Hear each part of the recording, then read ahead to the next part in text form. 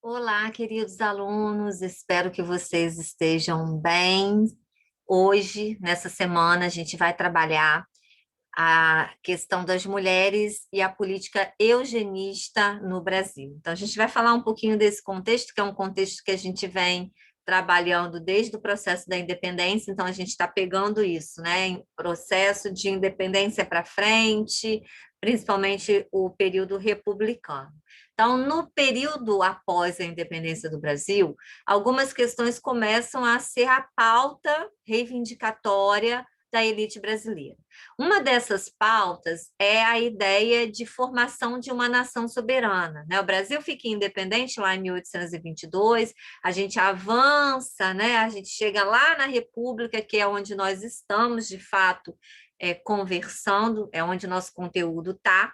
E aí, lá na República, a gente tem ainda essa discussão muito presente, que é a ideia de uma nação soberana que fosse desenvolvida economicamente, mas que, acima de tudo, partilhasse dos ideais da civilização dos europeus, né? Lembrando que a ideia de civilidade, desenvolvimento, está muito ligada nesse contexto à Europa, ao pensamento europeu, aos valores europeus.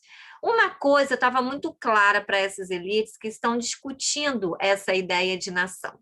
O que estava claro? A ideia de que uma identidade nacional que estava no processo de construção aqui, ela não pode estar associada à população negra, ela não poderia estar associada à população indígena, mesmo sendo a população negra e indígena, né, a maior parte da população brasileira. Mesmo assim, esses grupos, eles eram relacionados a doenças, a vícios, a vários tipos de problemas sociais, né, que afligiam ou poderia afligir a sociedade brasileira. Então, o que se quer construir é uma identidade nacional, essa ideia de ser brasileiro, mas a partir dos valores europeus, a partir dos pontos, né, de sustentação do discurso europeu.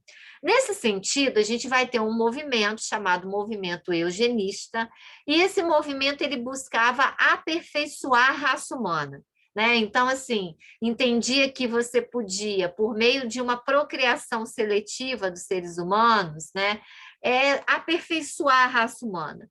Esses eugenistas, né, eles estavam imbuídos das ideias advindas do determinismo biológico, né? Uma teoria que vai pregar a superioridade de algumas raças em relação a outras. Então, por exemplo, essa ideia de determinismo biológico defendia que a raça negra europeia ela era superior ao africano, por exemplo, que foi escravizado, né? Então, partia desse ponto. Então, esse movimento ele quer o quê? Aperfeiçoar a raça a partir dessa seletividade. No Brasil, um dos maiores divulgadores do movimento eugenista foi o médico Renato Kell, né, que fundou a Sociedade Eugênica de São Paulo. Mas o que nos interessa aqui nessa aula de hoje? É entender como a questão da mulher vai ser trabalhada numa perspectiva eugenista. Né? Nesse contexto, o papel da mulher foi atribuído ao papel de esposa, ao papel de mãe, né? O foco passa a ser a preservação da saúde da mulher, da saúde do seu filho, né? Com ênfase nessa saúde materna, nos cuidados pré-natal, porque acreditava-se, gente, que uma mulher saudável, né, bem cuidada, com essa saúde em dia, ela geraria excelentes filhos, né? Filhos importantes para o desenvolvimento do país, para tomar conta dos exércitos. Então, você tem toda essa ideia, né, de que você deveria cuidar da saúde da mulher, mas não é cuidar da saúde da mulher porque você se preocupa com a mulher, é cuidar da saúde da mulher porque isso envolve a procriação, né, desse capital humano, desse indivíduo que vai ali fazer parte da nação. Dentro desse contexto também, o trabalho fora de casa era visto com maus olhos pelos eugenistas. As mulheres não deveriam trabalhar fora, né? Eles eram enfáticos nisso, eram contra o trabalho fora de casa. porque acreditava que isso ia causar uma degeneração na família, nos lares brasileiros. Então, esse movimento da eugenia vai colocar a mulher dentro do lar. Em que sentido? Vai começar a divulgar essas ideias, né? De que a mulher tem que cuidar da casa, tem que cuidar da família, tem que cuidar da sua saúde para ser uma boa mãe, para gestar filhos saudáveis para a nação e por aí vai. Só que nesse contexto, ao mesmo tempo que eu tenho um discurso eugenista, eu tenho também mulheres cada vez mais trabalhando fora de casa. Eu tenho nesse contexto as feministas, as primeiras feministas brasileiras, né? Que eram vistas com muito maus olhos pelos eugenistas, por quê? Porque elas seriam um obstáculo, né, para se alcançar o que eles estão falando, chamando de sociedade ideal. Por que as feministas seriam obstáculos? Porque elas defendem a independência da mulher, defendem trabalho fora de casa, defendem que a mulher deve escolher se quer casar ou não, se quer ter filho ou não, né? E os médicos, principalmente higienistas, estão contra isso. Eles acham que a mulher ela deve se casar, ela deve se manter no lar, ela deve gerar filhos saudáveis e para isso elas não podem trabalhar fora. Nesse contexto, vai surgir o movimento sufragista brasileiro, que é um movimento de cunho feminista, onde as mulheres defendiam o direito de voto, né, porque nem isso a gente tinha, o direito de votar na República.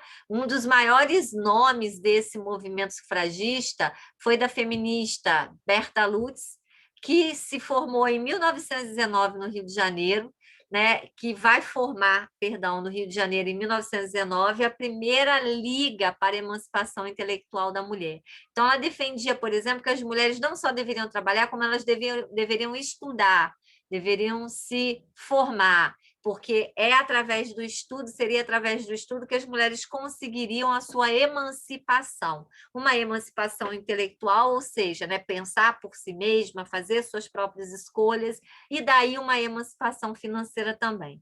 O movimento sufragista brasileiro vai ter uma grande vitória no ano de 1932, porque nesse ano, a gente está falando da República, do contexto do Getúlio Vargas, vai se instalar o novo Código Eleitoral, que vai garantir às mulheres o direito ao voto. O que a gente consegue observar nessa discussão? É que eu tenho, no contexto em que está sendo formada a ideia de nação, a ideia do que é ser brasileiro, toda uma ideologia que vai afastar essa identidade brasileira, ou ao menos vai tentar afastar essa identidade brasileira do negro e do indígena.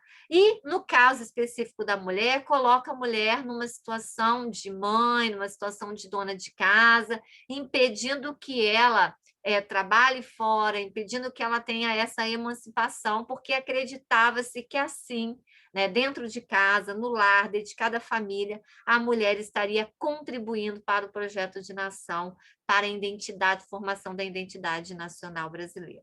Bom, gente, esse videozinho é para nos abrir alguns horizontes para a gente poder resolver a avaliação, a atividade que está lá no portal, e a gente vai continuar falando sobre República nas nossas próximas aulas. Até lá, galerinha. Beijos.